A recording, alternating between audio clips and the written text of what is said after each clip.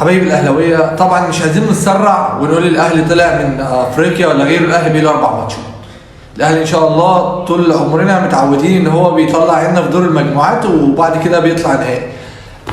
من انا توقعي الاهلي هيصعد تاني للمجموعه وهيلعب نهائي البطوله دي. تعالى بس تعالى كده، تعالى اقول لك الاهلي محتاج ايه.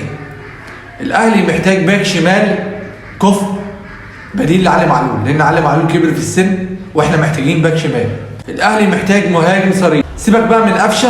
الاهلي محتاج صانع العاب بمستوى النادي الاهلي، صانع العاب كفء مستوى النادي الاهلي.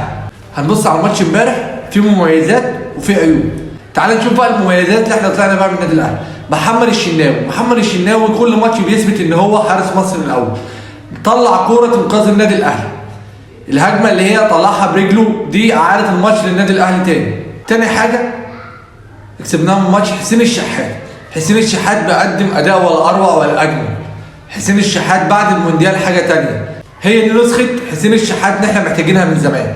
عندنا لاعب، احنا فزنا بلاعب ولا اروع ولا اجمل، لاعب عظيم في نص الملعب اللي هو مروان عطيه. ده عمرو السولية الثاني بس على خف. مميزاته في استلام الكوره، تسلم الكوره، بيقرا الملعب قبل ما الكوره تجيله. فهي دي المميزات اللي الاهلي طلع بيها بماتش صن داونز. ان شاء الله الاهلي يكسب الماتشات الجايه هنصعد تاني المجموعه ان شاء الله. وبفكركم تاني الاهلي على نهائي دوري ابطال افريقيا. يلا سلام.